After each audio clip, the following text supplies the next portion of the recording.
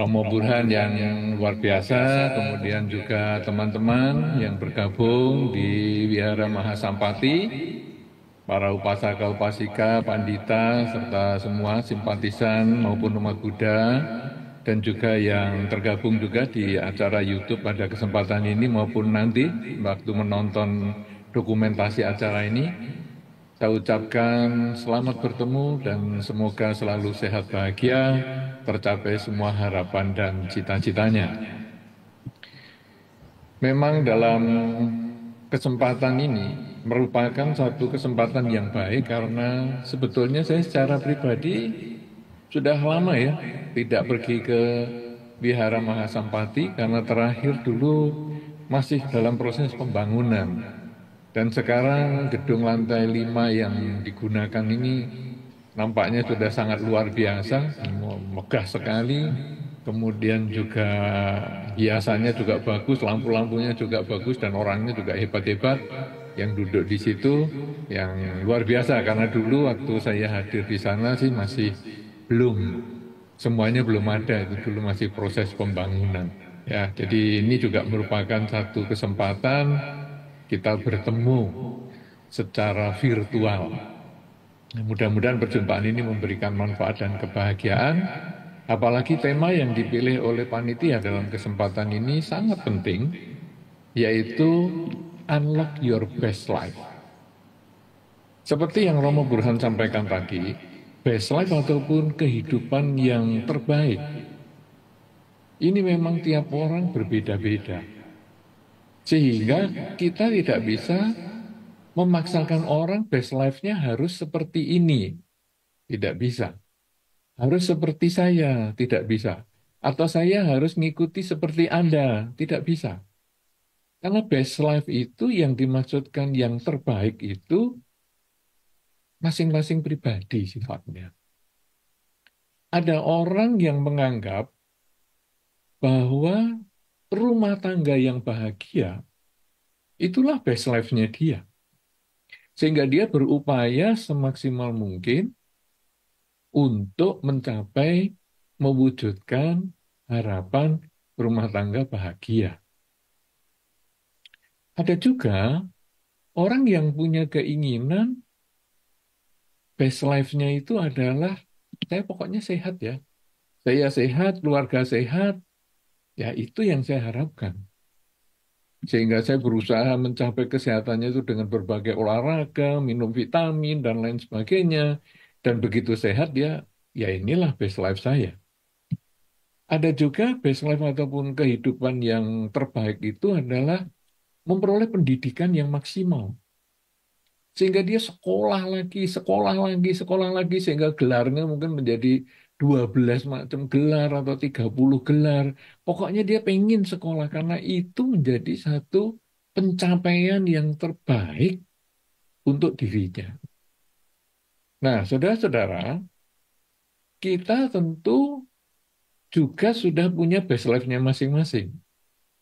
Tetapi di sini saya hanya berusaha mengenalkan salah satu best life atau kehidupan yang terbaik menurut Dhamma yang mungkin bisa kita gunakan sebagai satu-satunya best life yang mungkin akan kita capai atau mungkin menjadi salah satu hal yang hendak kita capai di dalam kehidupan kita sehari-hari. Jadi, apa yang saya sampaikan ini bukan mutlak harus Anda penuhi, harus Anda capai, tetapi menjadi satu alternatif supaya kita nanti lebih luas wawasannya. Oh ya ya, saya kalau sebagai umat Buddha, saya sebagai simpatisan Buddhis, best life saya adalah ini salah satunya.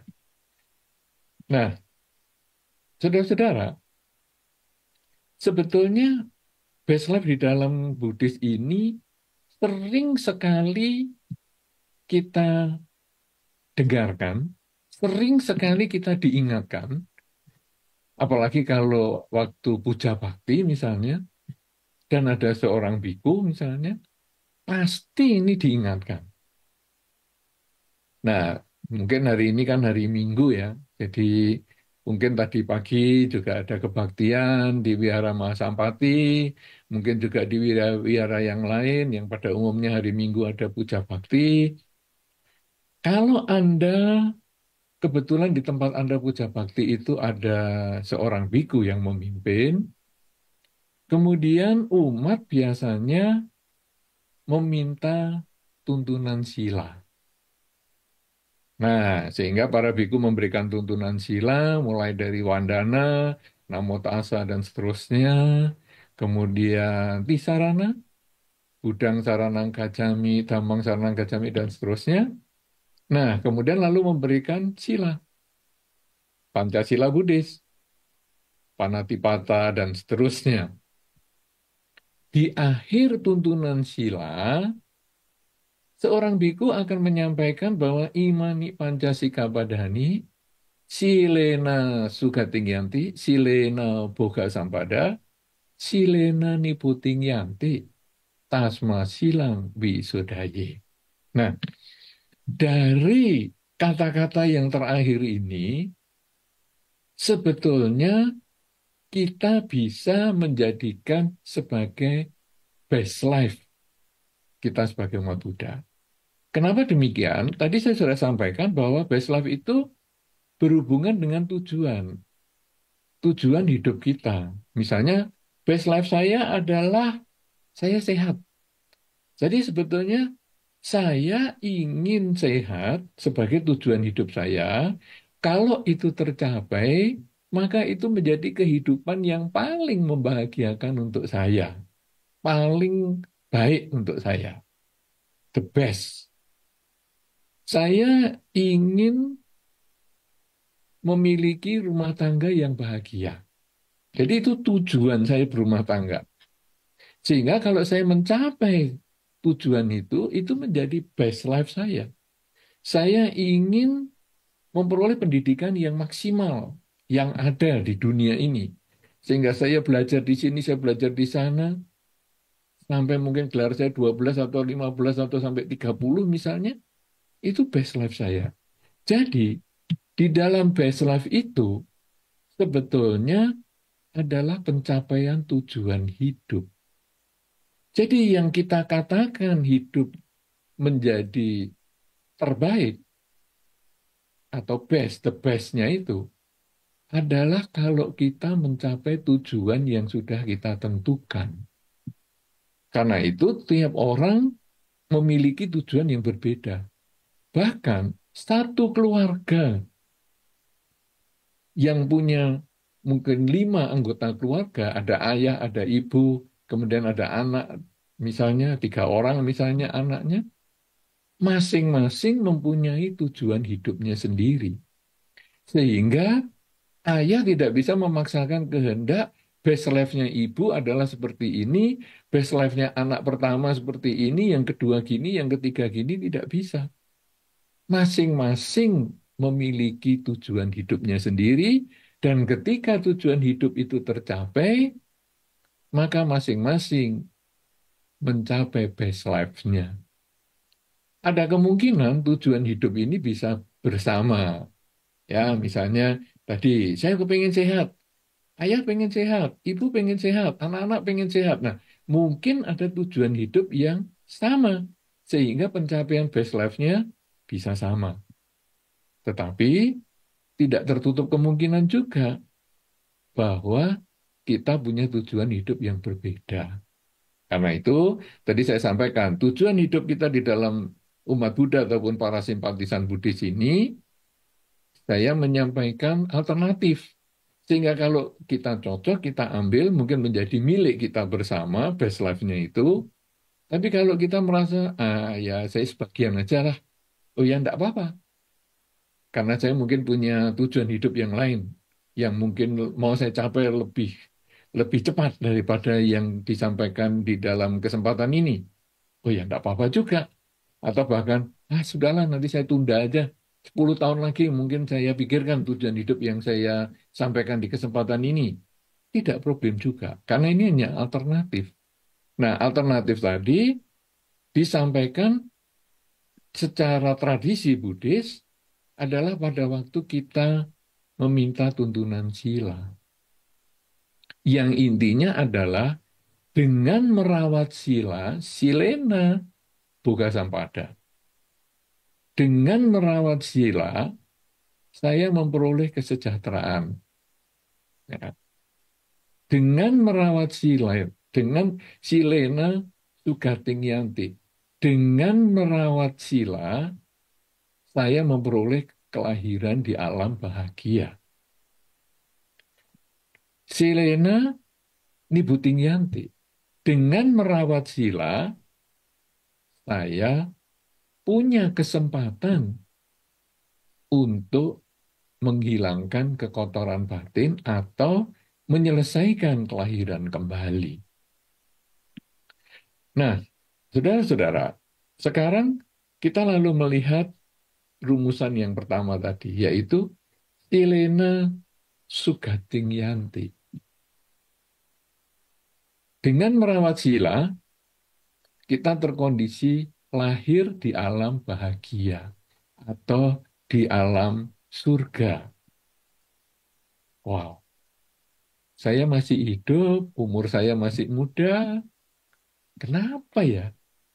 Kok tujuan hidup saya ini malah tentang kematian? Karena alam surga ini kan tentang kematian. Jadi kita bukan berbicara surga dunia ya, tapi kita berbicara tentang kehidupan atau alam surga setelah kematian. Ini kok menjadi tujuan yang pertama? Kenapa kok rumusan pertama adalah Sugating Yanti, yang kedua baru Boga Sampada?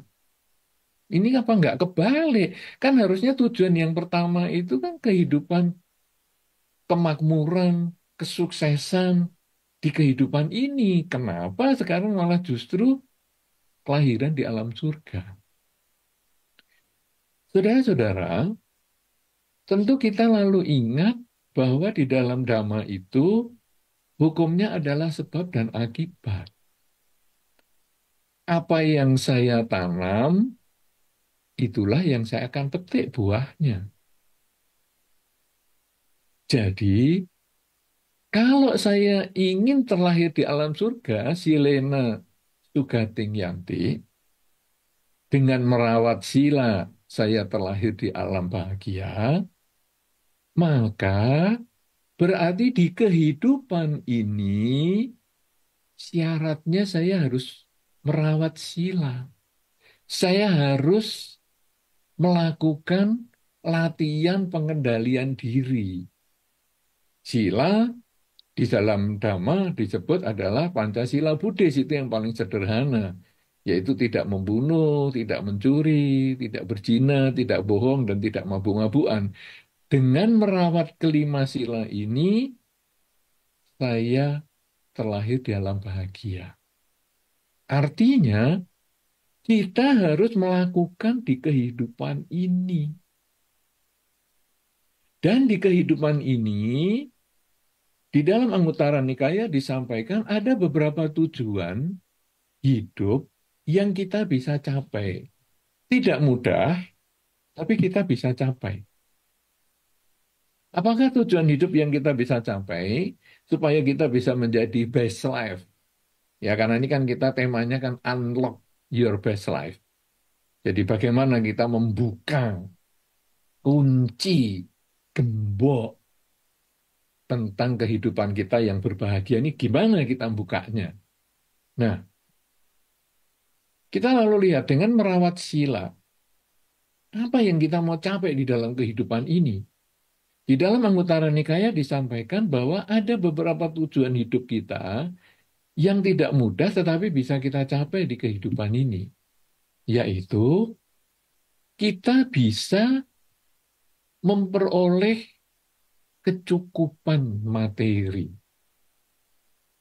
Tentu saja karena dengan merawat sila yang kita utamakan, kecukupan materi ini kita dapatkan dengan pelaksanaan kemoralan. Tidak melanggar sila. Bukan dengan mencuri, bukan dengan jual narkoba, bukan dengan menipu, dengan misalnya merampok.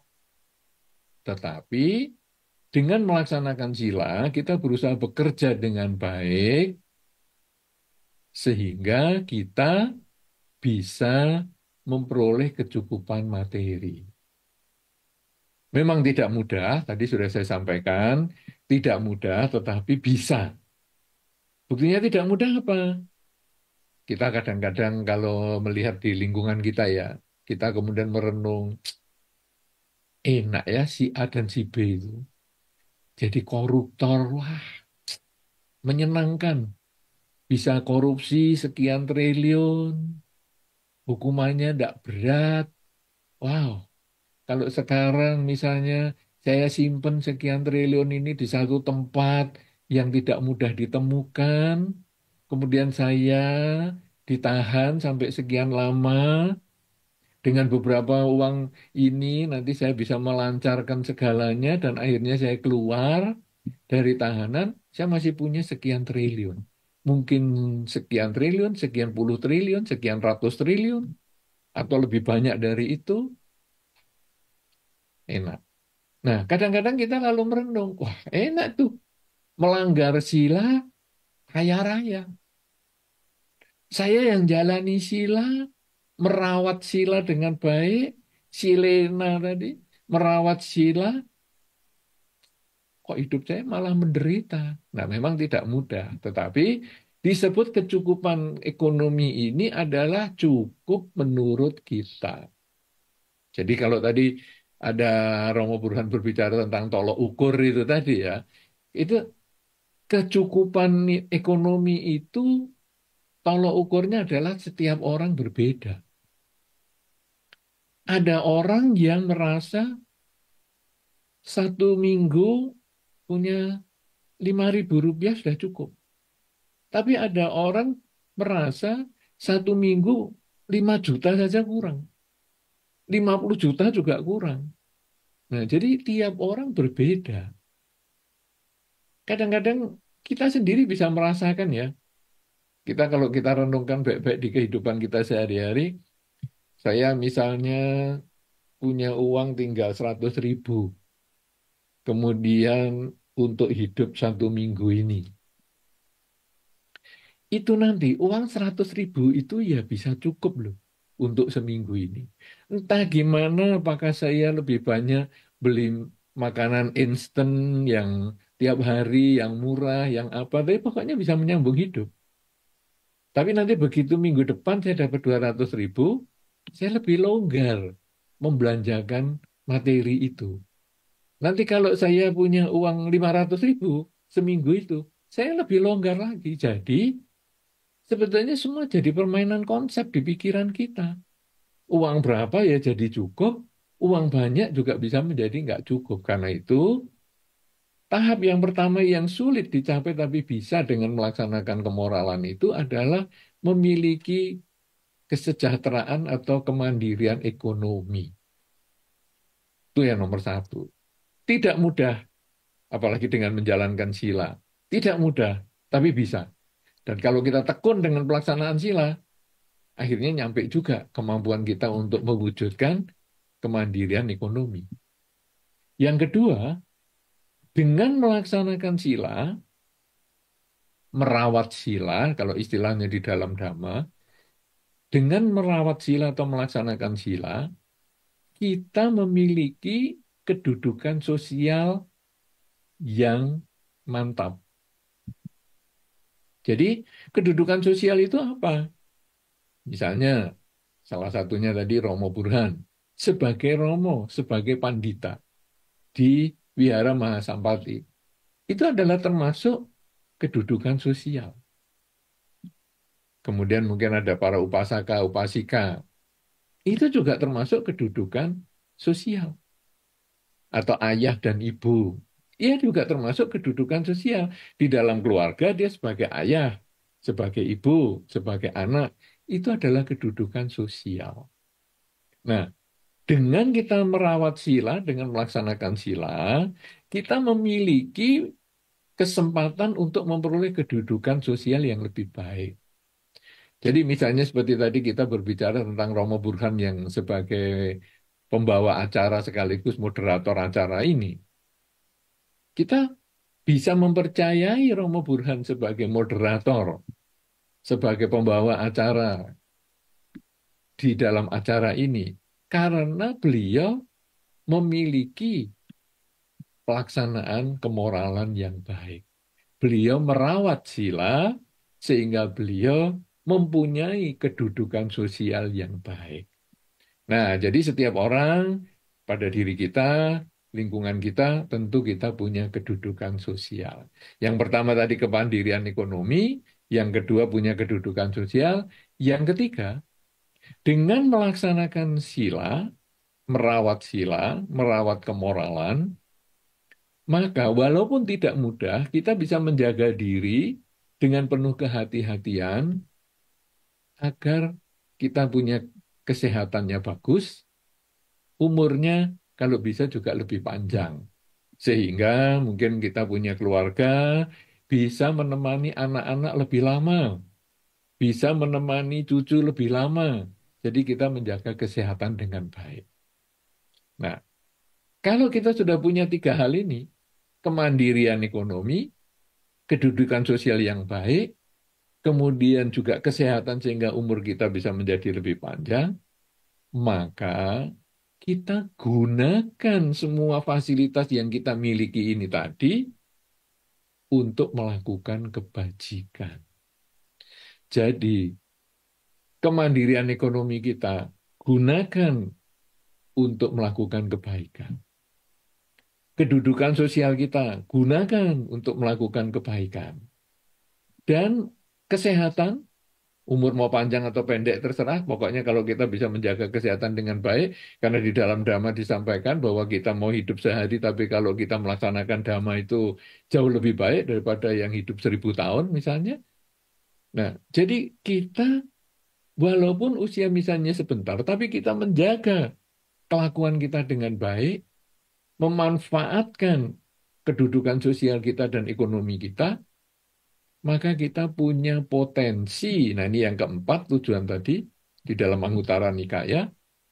Yang keempat adalah kita punya potensi lahir di alam bahagia. Silena sugating yanti. Jadi sekarang kita tahu bahwa dengan empat tujuan manusia yang tidak mudah kita capai di dalam kehidupan sehari-hari, tapi bisa, kita sudah memenuhi dua hal, yaitu silena sugating yanti dan silena boga sampada. Yaitu silena sugating yanti apa? Kita bisa terlahir di alam surga setelah kehidupan ini. Silena boga sampada yaitu bahwa kita punya kemandirian secara ekonomi, memiliki kedudukan sosial yang baik di dalam masyarakat, dan umur yang panjang ataupun umur yang bermanfaat, efektif hidup kita, berguna hidup kita untuk masyarakat maupun diri kita, maka kita punya potensi terlahir di alam bahagia. Silena sugating yanti, silena boga sampada. Nah, sekarang kita berbicara tentang silena nibbutting yanti, yaitu bagaimana ini dengan merawat sila kita punya potensi tidak terlahirkan kembali, punya kesempatan untuk tidak terlahirkan kembali. Saudara-saudara, di dalam kehidupan kita sehari-hari ini, kita tadi sudah disampaikan oleh Romo Burhan, sudah mendengar apa yang disampaikan Romo Burhan, bahwa kadang pengalaman-pengalaman hidup kita yang sulit terutama, kadang membuat kita takut menghadapi masa depan. Duh, dulu kok saya ngalami gini ya, nanti kalau saya ngalami gitu lagi gimana? Jadi kita takut menghadapi masa depan. Tapi jangan lupa, di dalam kehidupan kita yang kita merasa sulit tadi, katakanlah umur kita sekarang sampai 50 tahun. Saya mengalami ada trauma ya dengan kesulitan hidup saya ketika saya dulu umur 30, kemudian saya salah pilih mengambil jurusan mengambil pekerjaan tertentu, sehingga akhirnya saya ketika umur 50 ini nyesel. Nanti gimana ya masa depan saya ya? Apakah saya bakal menderita?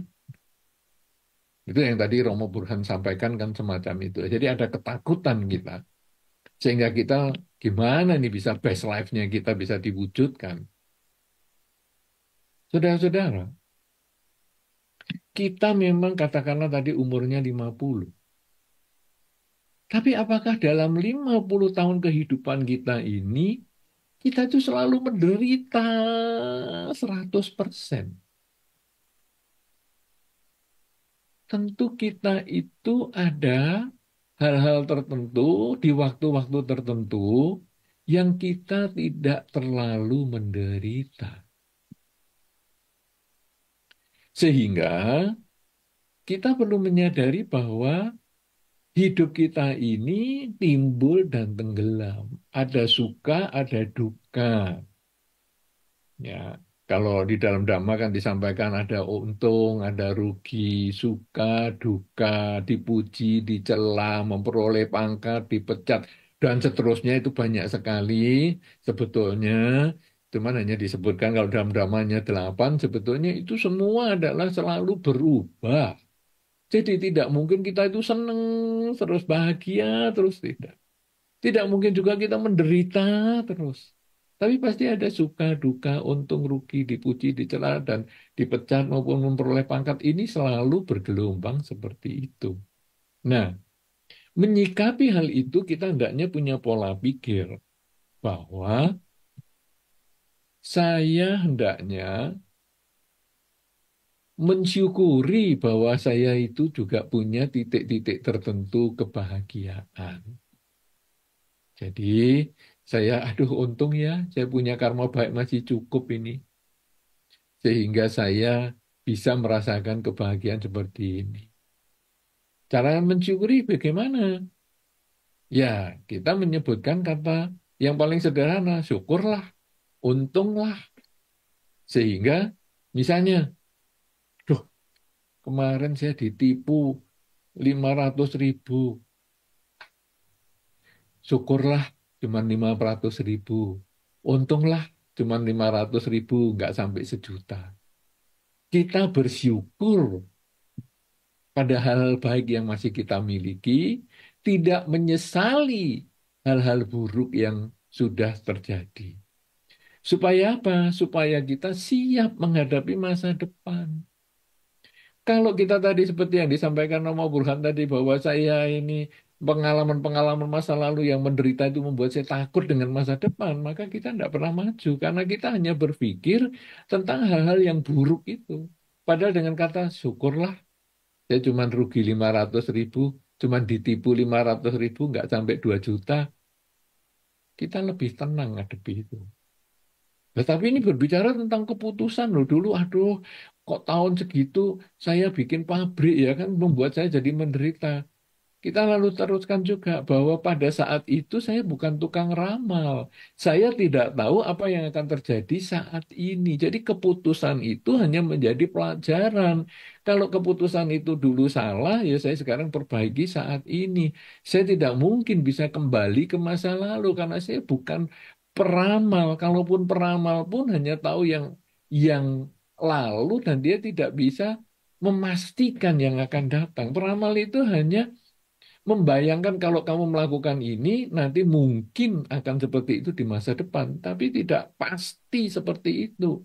Karena peramal tidak tahu apa yang akan kita lakukan. Nah, jadi misalnya, wah kamu dilihat dari garis tangan, dilihat dari bentuk mukamu, umurmu nggak sampai 3 tahun lagi misalnya. Dia hanya tahu garis tangan dan dia hanya tahu bentuk muka, tapi dia tidak tahu apa yang kita lakukan, apa yang akan kita lakukan. Kalau di dalam 3 tahun ini kita ngeri, aduh, saya dalam 3 tahun lagi akan meninggal. Saya sekarang mau berbuat baik dengan pikiran, dengan ucapan dan perbuatan. Maka 3 tahun kemudian mungkin umur kita menjadi lebih panjang, tidak jadi meninggal. Kenapa? Karena si peramal hanya tahu yang akan terjadi, tapi tidak tahu apa yang akan diperbuat.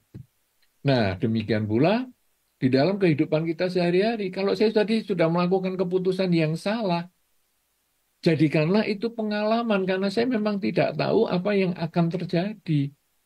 Ya sudah, karena saya bukan peramal. Jadi, ya sudahlah, saya perbaiki di masa sekarang.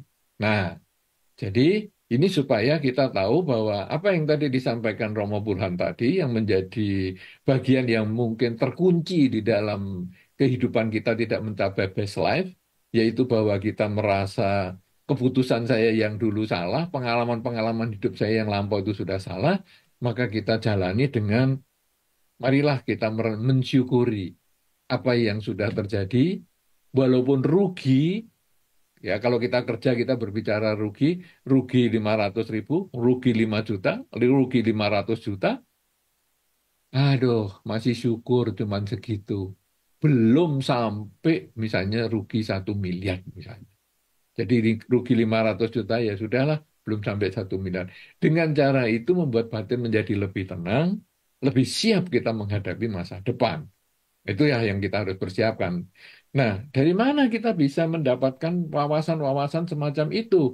Karena kalau enggak kan kita hanya stres sendiri, aduh, usahaku rugi, rumah tanggaku berantakan, kemudian kuliah juga ancur-ancuran, pacaran juga putus nyambung, tidak pernah mensyukuri apa yang selalu kita sudah dapatkan itu, maka hidup kita menjadi makin merosot dan makin merosot.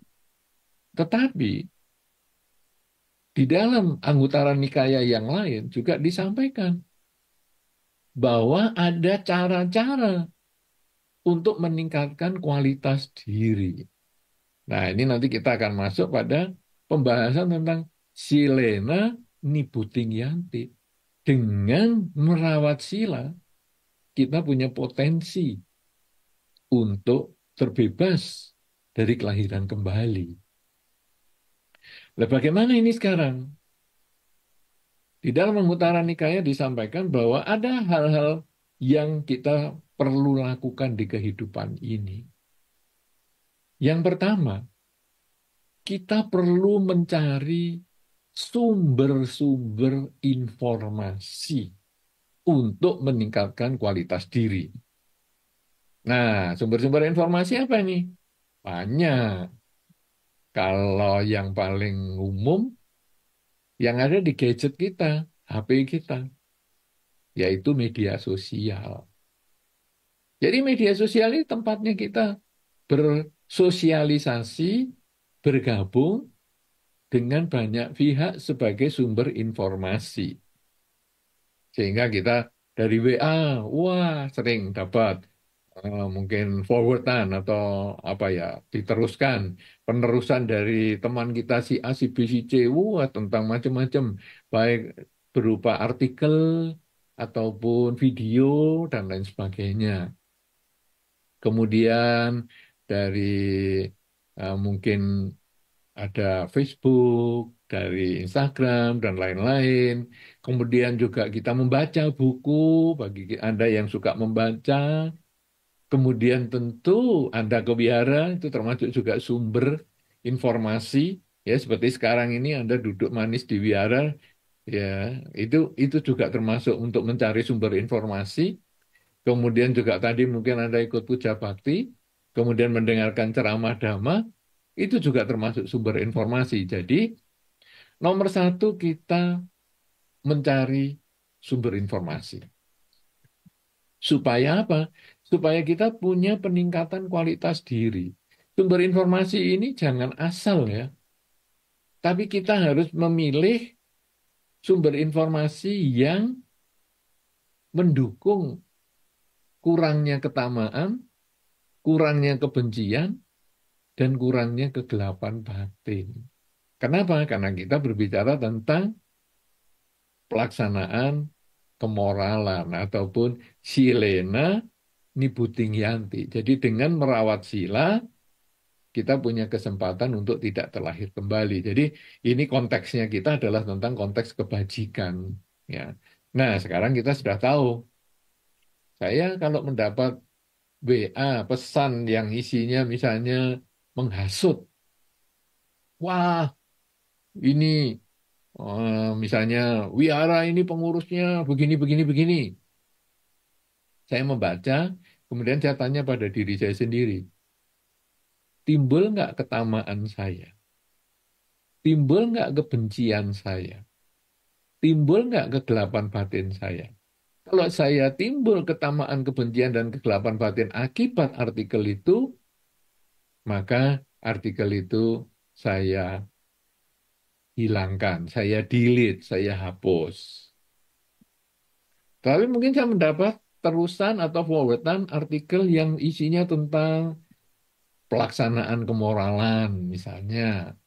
Atau berita-berita, Biara Mahasampati akan mengadakan acara meditasi bersama. Atau Biara Sampati akan mengadakan acara pindah patah, dan lain-lain. Wah, ini apakah mengurangi ketamaan, kebencian, kegelapan batin? Oh iya nih, ini kan diajari berbuat baik. Oke, kalau gitu saya simpan atau mungkin saya teruskan kepada teman-teman yang lain supaya bagi yang belum tahu saya bisa dapatkan atau memberikan informasi kepada mereka.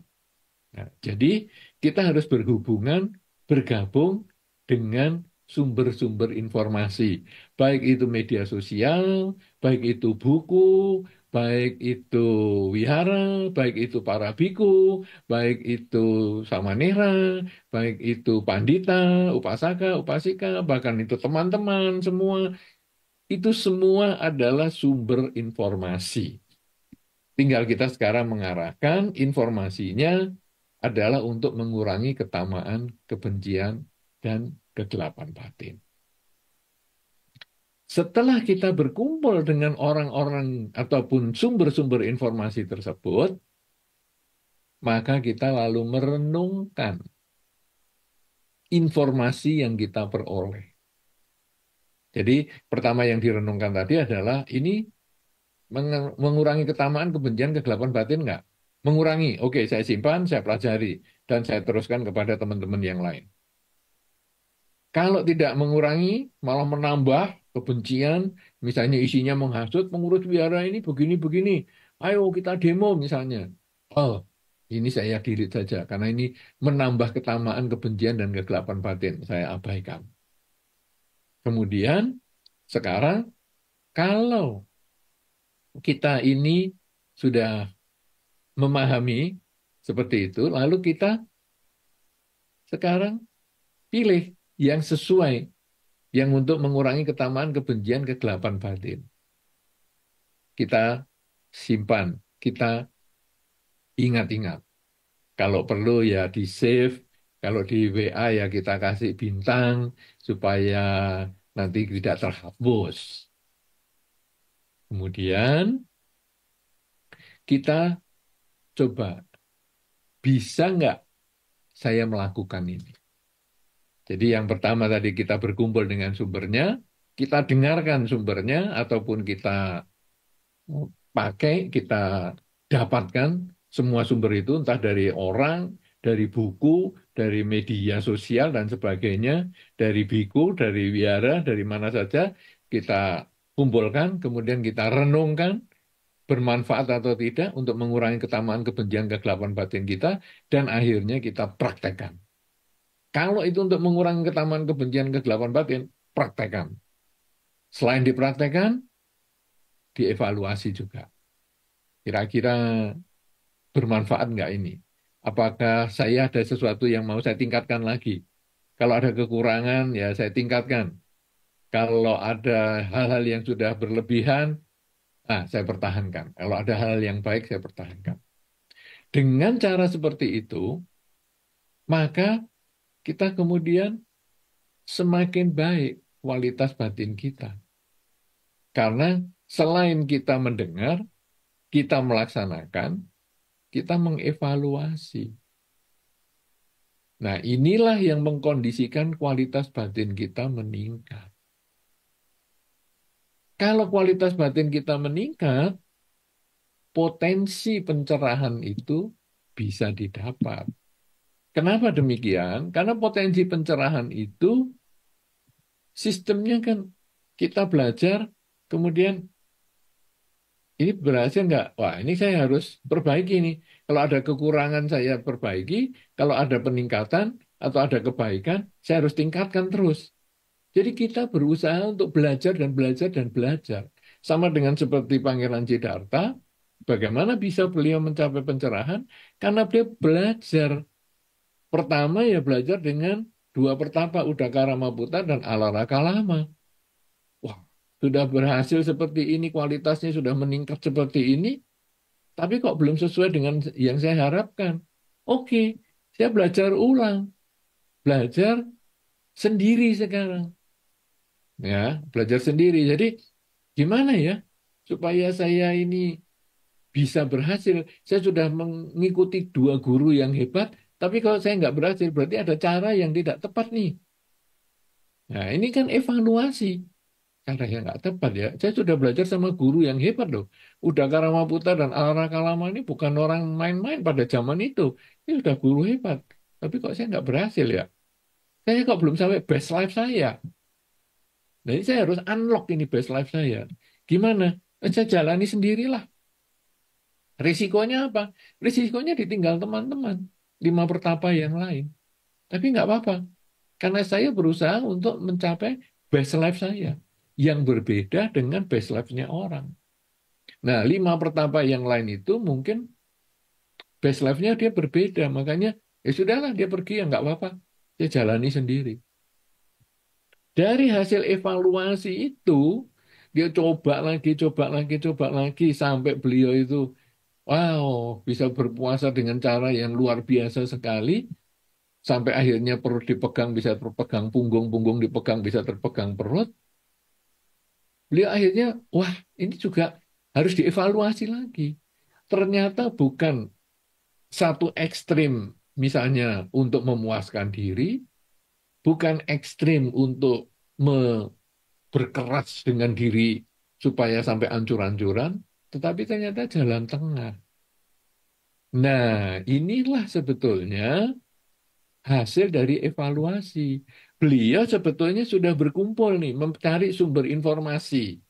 Ya, begitu beliau keluar dari istana, Pangeran Siddhartha ini bertemu dengan Udakara Maputa, kemudian berlanjut dengan Alara Kalama.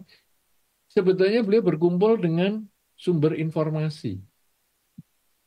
Seperti yang disampaikan di anggota Nikaya tadi. Yang pertama tadi kan adalah mencari informasi. Kalau nanti Anda di zaman sekarang ya dengan media sosial dan lain sebagainya. Kemudian mendengarkan dari sumber informasi itu. Nah, beliau belajar di satu guru ini, habis-habisan belajar di situ. Praktekkan. Ah, belum berhasil, lanjut ke guru yang kedua. Berkumpul lagi, mendengar lagi, praktekkan lagi, belum berhasil lagi. Berlanjut lagi, sudah nggak pakai guru, sekarang menjadi diri sendiri gurunya. Praktek ini, praktek itu, dievaluasi, lanjut lagi, praktek lagi. Mengembangkan, wah, apa yang harus dikembangkan nih sekarang? Oh, kesadaran setiap saat. Jadi hidup adalah saat ini. Bukan cuma sadar napas masuk dan keluar, tapi sekarang bagaimana kita menyadari apa yang kita pikirkan, ucapkan, dan kita lakukan. Sehingga kita bebas dari ketamaan, kebencian, dan kegelapan batin. Nah, itu yang akhirnya karena hasil evaluasi bisa ditemukan. Nah, jadi dari Anguttara Nikaya yang kedua tadi, kalau yang pertama, kelompok Anguttara Nikayanya adalah empat hal yang sulit, tapi kita bisa capai, yaitu hidup yang punya kecukupan, punya kedudukan sosial, kemudian punya usia yang baik, yang sehat, yang bisa dipertahankan untuk waktu yang agak panjang. Sehingga kita bisa manfaatkan tiga hal ini, fasilitas ini, untuk melakukan kebajikan dengan waktu yang lama, agar kita lahir di alam surga. Silena Sukating Yanti, Silena Boga Sampada. Kemudian kalau Anguttara Nikaya yang grup kedua ini tadi, adalah tentang Silena Nibuting Yanti, yaitu bagaimana dengan merawat sila, kita bisa mencapai kebebasan. Yang pertama tentu adalah tadi bagaimana kita bergaul dengan sumber-sumber informasi. Nah, tadi dicontohkan kalau di dalam Pangeran Siddhartha adalah bergaul dengan Udaka Ramaputra dan Alaraka Lama. Mendengarkan hal-hal yang dia sampaikan. Kemudian dievaluasi, dipraktekkan, kemudian dievaluasi lagi, apakah ini bermanfaat untuk saya atau tidak. Bermanfaat kita jalani, nggak bermanfaat ya kita abaikan. Nah, kehidupan kita juga seperti itu. Kita sudah jalani banyak pengalaman suka dan duka. Sekarang yang penting kita melakukan evaluasi. Tadi kita sudah merasa bersyukur, syukurlah kalau saya rugi segitu, saya kan memang bukan peramal, ya sudah saya jalani aja. Nah, kemudian sekarang kita juga mengevaluasi lagi kelakuan kita. Apakah kelakuan saya saat ini masih bisa dikritik oleh saya sendiri? Jadi, saya sudah berusaha baik nih ucapan saya. Saya sudah berusaha baik nih perbuatan saya. Saya juga sudah berusaha pikiran saya baik. Tapi apakah saya masih bisa dikritik oleh diri saya sendiri?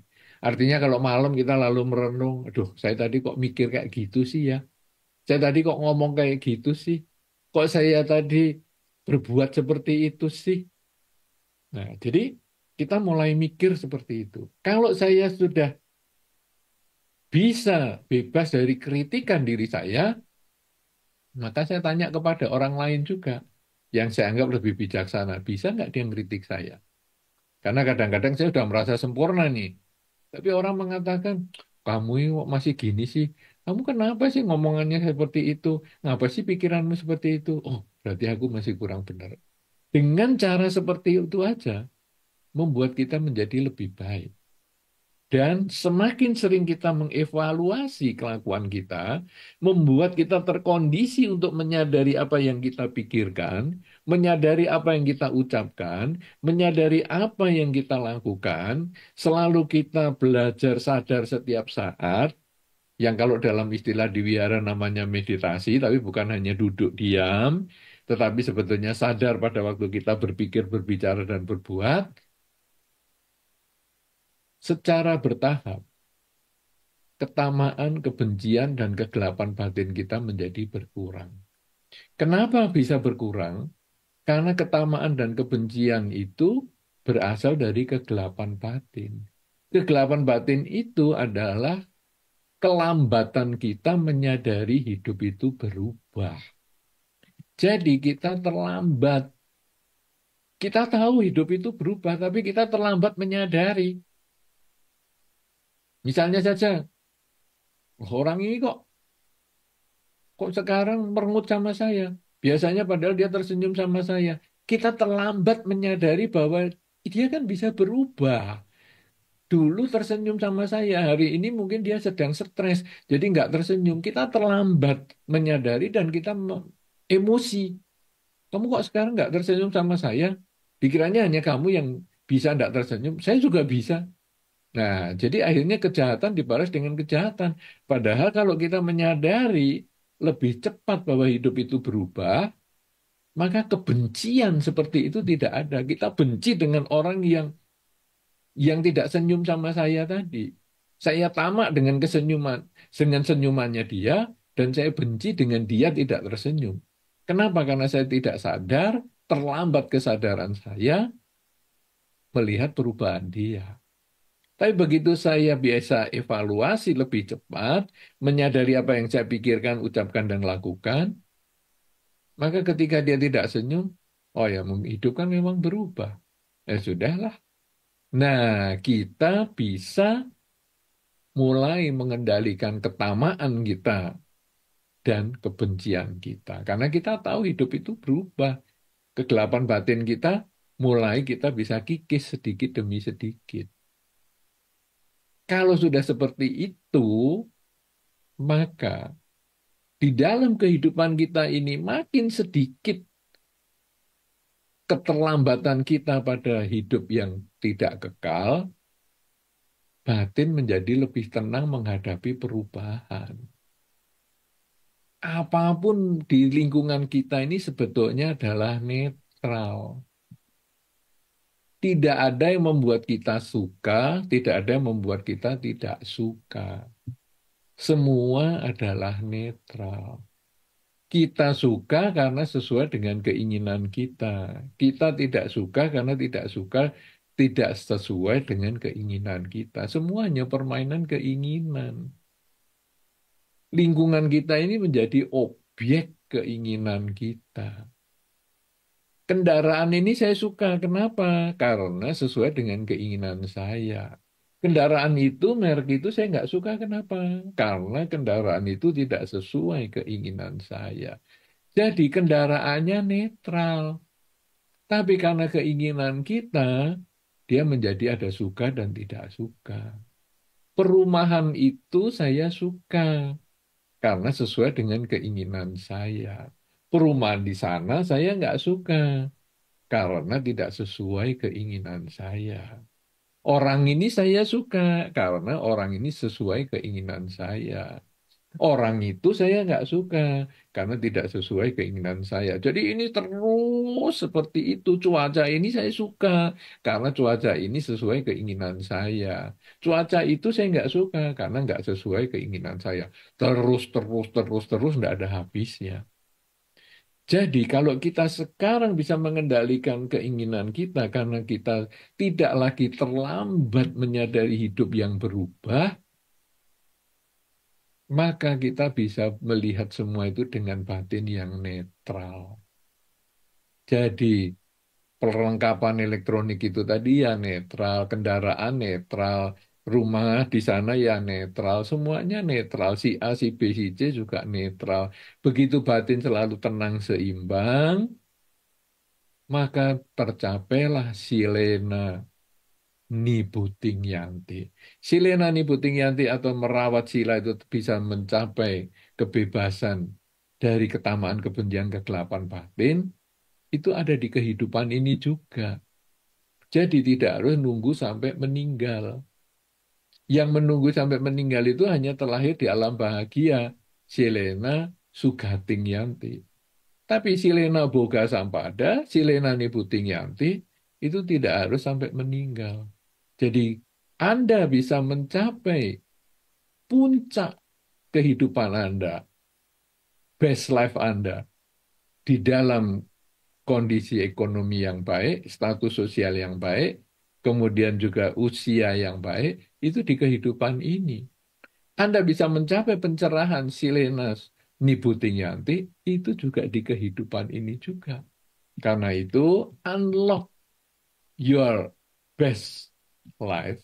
Sebetulnya bahwa di kehidupan ini kita bisa mencapai kebahagiaan sesuai dengan dhamma dan kita punya potensi untuk tidak terlahirkan kembali juga di kehidupan ini. Jangan ditunda sampai kehidupan-kehidupan yang akan datang karena belum tentu kita di kehidupan mendatang terlahir sebagai manusia. Justru di kesempatan sekarang ketika kita terlahir sebagai manusia, ketika kita punya kesempatan mendengar dhamma dan hidup sebagai manusia dan mendengar dhamma, ajaran Sang Buddha, maka di kesempatan kehidupan inilah sangat baik kalau kita meng-unlock our best life. Jadi membuka kehidupan terbaik kita di kehidupan ini. Jangan tunggu sampai kelahiran mendatang, karena inilah kesempatan kita mempraktekkan Dhamma, melaksanakan Dhamma, mengevaluasi pelaksanaan Dhamma, agar kita mencapai kesucian di kehidupan ini juga. Inilah yang menjadi kesempatan bagi kita untuk membahas tema Dhamma Talk Online kita, Unlock Your Best Life, yang mudah-mudahan akan memberikan manfaat, memberikan kebaikan, memberikan kebahagiaan untuk kita semua, dan menambah semangat untuk kita melaksanakan Dhamma di kehidupan sehari-hari, sehingga kita mencapai kebahagiaan di kehidupan ini, di kehidupan yang akan datang, atau justru kita di kehidupan ini mencapai pencerahan sampai tidak terlahirkan kembali. Saya kira demikian dan saya kembalikan kesempatan kepada Romo Burhan Kantipalo untuk melanjutkan ke acara tanya jawab dan selanjutnya. Terima kasih, silakan. Ya,